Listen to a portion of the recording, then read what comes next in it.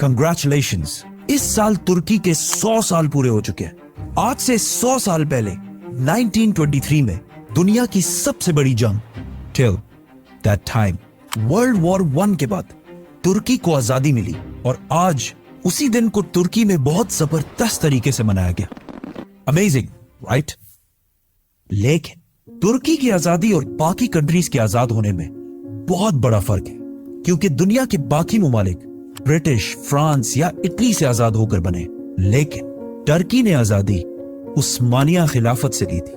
आज से 100 साल पहले टर्की के फाउंडर मुस्तफा कमाल अतातुर्क ने उस्मानिया खिलाफत को खत्म करके आखिरी खलीफा को तख्त से हटा दिया, जिसकी वजह से सिर्फ तुर्की नहीं बल्कि पूरी दुनिया से एक ऐसा निजाम जो पिछले 1300 साल से चल रहा था खत्म हो गया। खिलाफत। सुल्तान अब्दुल मजीद, दुनिया के आखिरी खलीफा, अपनी फैमिली के साथ हमेशा के लिए टर्की छोड़कर चले गए। सुल्तान अब्दुल मजीद के खानदान उस्मानिया ऑटोमन खानदान ने तुर्की पर 600 साल तक हुकूमत की, और सिर्फ तुर्की नहीं, इस खानदान ने 3 कॉन्टिनेंट्स पर, इस पूरे इलाके पर भी हुकूमत की। लेकिन ये इलाका, दिस पीस ऑफ लैंड जिसे आज हम टर्की के नाम से जानते हैं, ये असल में कभी टर्की था ही नहीं, बल्कि टर्किश लोग यहां से बहुत दूर इस इलाके सेंट्रल एशिया के रहने वाले लोग थे, जो आज काजाकिस्तान, उज्बेकिस्तान, तुर्कमानिस्तान कहलाते हैं। और इस इलाके जिसे हम टर्की कहते हैं, यहां ज्यादातर ग्रीक और रोमन्स रहते थे। हिस्ट्री में कभी भी टर्किश लोगों की कोई इंपॉर्टेंस या हैसियत नहीं थी, लेकिन आज से 1400 साल पहले इस्लाम के आने के बाद टर्किश लोगों की तारीख बिल्कुल बदल गई। असल में मोहम्मद सल्लल्लाहु अलैहि वसल्लम के बाद सबसे पहली खिलाफत, खिलाफत राशिदा, बहुत तेजी से फैलती गई और मुसलमानों ने कुछ ही अरसे में रोमन और पर्शियन एम्पायर दोनों को फतह कर लिया। लेकिन खिलाफत राशिदा सिर्फ 30 साल के बाद खत्म हो गई, जिसके बाद उमैया खिलाफत ने पूरे मुसलमानों पर हुकूमत की और इस इस्लामिक एम्पायर को काफी हद तक और भी बढ़ाया। लेकिन उमैया खिलाफत में एक मसला यह था कि इनकी हुकूमत दुनिया के बहुत बड़े हिस्से पर थी, लेकिन ये अपनी एम्पायर में सिर्फ अरबियों को सबसे ज्यादा इंपॉर्टेंस देते थे, जिसकी वजह से बाकी इलाके इनसे इतना खुश नहीं थे।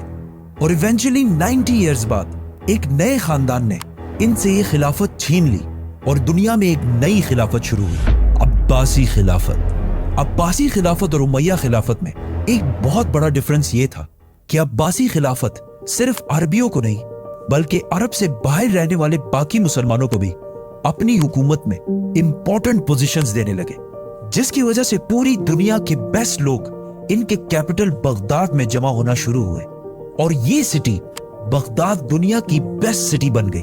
अब्बासी खिलाफत के इस टाइम को इस्लाम का गोल्डन एज समझा जाता है। साइंस, मेडिसिन, टेक्नोलॉजी और इवन दुनिया की पहली film industry, I mean story industry type, जिधर से दुनिया की सबसे फेमस स्टोरीज पैदा हुई, जिन्हें आज तक पूरी दुनिया जानती है, जैसे कि Aladdin, Ali Baba, They all know about Alibaba. Sinbad, जो आज भी बिलियंस ऑफ डॉलर्स कमा रहे हैं। इसको हम फिर डिस्कस करेंगे, तो subscribe. Aahista Aahista Islamic empire फैलती गई और सेंट्रल एशिया तक पहुंची, जहां पहली बार टर्किश कबीलों ने भी इस्लाम कबूल किया। और जिस टर्किश लीडर ने सबसे पहले इस्लाम कबूल किया उसका नाम था सल्जूक। इसी सल्जूक की औलाद में से एक बेटे तुगरुल ने आगे जाकर इस पूरे इलाके को फतह कर लिया और यहां सल्जूक एम्पायर बनाई। लेकिन इस सल्जूक एम्पायर का बादशाह हमेशा सुल्तान कहलाता था, खलीफा नहीं। खलीफा सिर्फ उस अब्बासी सल्तनत के बादशाह को कहा जाता था, जो हमेशा सिर्फ अरबी ही होता था। सल्जूक सल्तनत की ताकत की वजह से टर्किश कबीले सेंट्रल एशिया से निकलकर हर तरफ फैलने लगे और आहिस्ता आहिस्ता ये सल्तनत अनातोलिया, जिसे आज टर्की कहा जाता है, यहां तक पहुंचे और रोमन एम्पायर के साथ एक जंग में उन्हें बहुत बुरी तरह हरा दिया, जिसके बाद आज से 1000 साल पहले टर्किश लोग आहिस्ता आहिस्ता इस इलाके टर्की में आबाद होने लगे। सल्जूक सल्तनत के सबसे पावरफुल टर्किश कबीले हमेशा उनके कैपिटल ईरान के बहुत करीब रहते थे और जो कमजोर कबीले थे वो उनके कैपिटल से बहुत दूर इस एम्पायर के बॉर्डर्स के पास रहते थे। इन्हीं कमजोर कबीलों में से एक कबीले के सरदार का नाम उस्मान था। عثمان کے بارے میں تاریخ میں بہت کم اوتھینٹک باتیں لکھی، صرف اتنا پتا ہے کہ ان کی اناتولیا ٹرکی میں ایک بہت ہی چھوٹے علاقے پر حکومت تھی، اور آگے جا کے عثمان کی اولاد نے آہستہ آہستہ اس پورے علاقے کو فتح کر لیا۔ آٹومن امپائر اور باقی اسلامک امپائرز میں بہت بڑا ڈفرنس تھا، کیونکہ باقی اسلامک امپائرز ہمیشہ آپس میں لڑتے رہتے تھے، لیکن آٹومن امپائر مسلمانوں کو چھوڑ کر ویسٹ یورپ کی طرف بڑھنے لگی، اور پہلی دفعہ مسلمان یورپ کو فتح کرنے لگے، اور آخر اسی عثمانیہ سلطنت کے ایک بادشاہ سلطان محمد فاتح نے کانسٹینٹینوپل کو بھی فتح کر لیا۔ اور یہ وہ سٹی تھی جس کے بارے میں رسول اللہ صلی اللہ علیہ وسلم نے پہلے ہی فرمایا تھا کہ ایک دن مسلمان اسے ضرور فتح کریں گے۔ استنبول کی اس فتح کو پوری مسلم دنیا میں بہت زور و شور سے منایا گیا، جس کے بعد پوری دنیا کے مسلمان عربیوں سے زیادہ آٹومنز کو اپنا لیڈر ماننے لگے۔ لیکن عثمانیہ سلطنت کے بادشاہ اس وقت بھی صرف سلطان کہلاتے تھے، خلیفہ نہیں۔ خلیفہ تب بھی عباسی خلافت کے ہی بادشاہ کو کہا جاتا تھا، جو کورس عربی تھا۔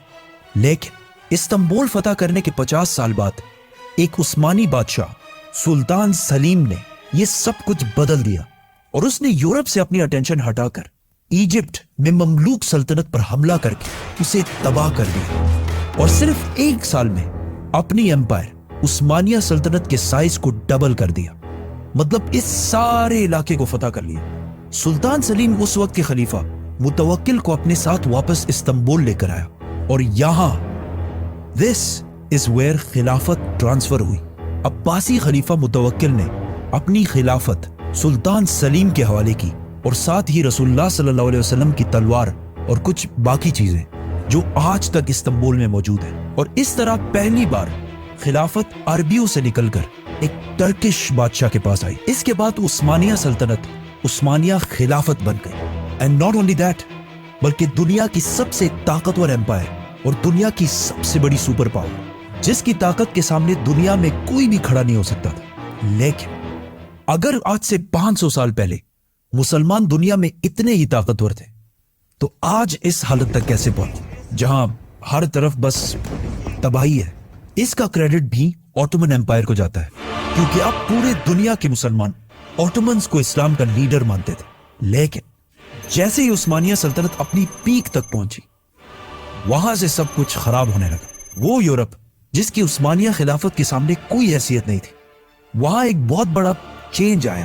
ایک آدمی جس کا نام کرسٹوفر کولمبس تھا، اس نے غلطی سے انڈیا ڈھونڈنے کے چکر میں امریکہ کو دریافت کیا، جس کی وجہ سے یورپ کے پاس اس پورے علاقے کی ویلتھ جمع ہونا شروع ہوئی، اور یورپ آہستہ آہستہ آٹومن امپائر سے آگے نکلنا شروع ہوئے۔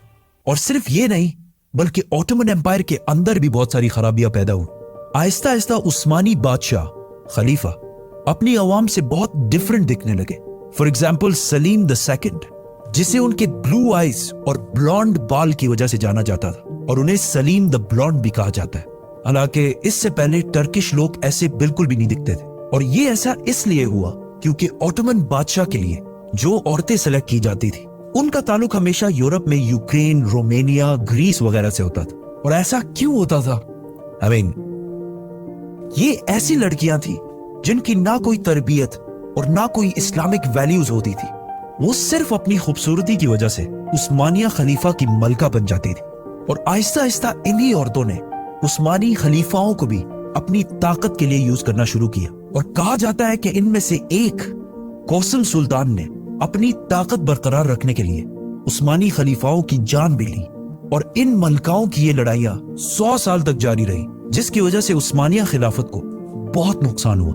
لیکن سٹل سب سے بڑا نقصان جس کی وجہ سے مسلمان ویسٹرن کنٹریز سے بہت پیچھے رہ گئی، جب عثمانیہ خلافت اپنی پیک پر تھی، اسی وقت یورپ میں ایک مشین ایجاد ہوئی، پرنٹنگ پریس۔ اس سے پہلے دنیا میں کتابیں صرف ہاتھوں سے لکھی جاتی تھی، لیکن پرنٹنگ پریس کے بعد ساری بکس اس مشین کے ذریعے بہت تیزی سے پرنٹ ہونے لگی، جس سے یورپ میں کتابیں ہر طرف پھیل گئی، اور علم، نالج بہت تیزی سے ہر گھر تک پھیلنے لگا، اور یورپ میں لٹریسی ریٹ بہت تیزی سے اوپر جانے لگی۔ لیکن جیسے ہی یہ انوینشن عثمانیہ خلافت تک پہنچی، ان کے منسٹرز اور علماء نے اسے حرام کہہ کر بند کر دیا، اور پورے خلافت میں مسلمانوں کے اس پرنٹنگ پریس کو یوز کرنے پر پابندی لگا دی۔ जिसकी वजह से यूरोप में एजुकेशन और नॉलेज बढ़ने लगी और मुस्लिम दुनिया इनसे बहुत पीछे रह गई। इस फैसले के 200 साल बाद उस्मानिया खिलाफत ने यह पाबंदी हटा दी, लेकिन it was too late. Europe मुसलमानों से तरक्की में बहुत आगे निकल चुका था और आज पूरे इस्लामिक दुनिया में बुक्स, इवन कुरान भी प्रिंट होते हैं, which means आज पूरे दुनिया के मुसलमान उस्मानिया खिलाफत के इस फैसले को नहीं मानते। इन फैसलों के बाद उस्मानिया खिलाफत का डिक्लाइन शुरू हुआ। आखिर वर्ल्ड वॉर 1 तक उस्मानिया खिलाफत इस इतने बड़े एम्पायर से सिर्फ इतने इलाके तक रह गई और वर्ल्ड वॉर 1 में इनके एलाय जर्मनी के हारने के बाद उस्मानिया खिलाफत भी टूटने लगी और अरबियों ने भी ब्रिटिश के साथ मिलकर उस्मानिया सल्तनत को तोड़ने की फुल कोशिश की, जिसके बाद आखिर 1923 में मुस्तफा कमाल अतातुर्क ने आखिरी खलीफा को मुल्क से हमेशा के लिए निकाल दिया और अतातुर्क की खिलाफत से इतनी नफरत थी कि खिलाफत खत्म करने के बाद उसने टर्की को बिल्कुल बदलने की कोशिश की और इस्लाम और खिलाफत को टर्की से हमेशा के लिए खत्म करने का प्लान बनाया, जिसमें उसने बहुत ही अजीब किस्म की रिफॉर्म्स की। फॉर एग्जाम्पल, टर्किश हमेशा ऐसे अरबी स्टाइल में लिखी जाती थी, अतातुर्क ने इसे ऐसे यूरोपियन स्टाइल में बदल दिया और हिजाब पर भी पाबंदी लगा दी और इवन अजान पर भी पाबंदी लगा दी, अरबी अजान पर, जिसके बाद तुर्की के मस्जिदों में 18 साल तक टर्किश जबान में अजान दी जाती थी और ये अजान देते हुए अल्लाह को अल्लाह कहने की भी इजाजत नहीं थी, बल्कि अल्लाह को टर्किश लफ्ज तंग कहना जरूरी था। जिसके बाद जो भी इन रिफॉर्म्स को चेंज करने की कोशिश करता था उसे टर्की की फौज कू करके ताकत से हटा देती थी और इस तरह आखिर 1924 में खिलाफत का निजाम दुनिया से खत्म हो गया और आज खिलाफत के इस निजाम को दुनिया से खत्म हुए 100 साल पूरे हो चुके हैं। तो मुबारक और मे बी नॉट।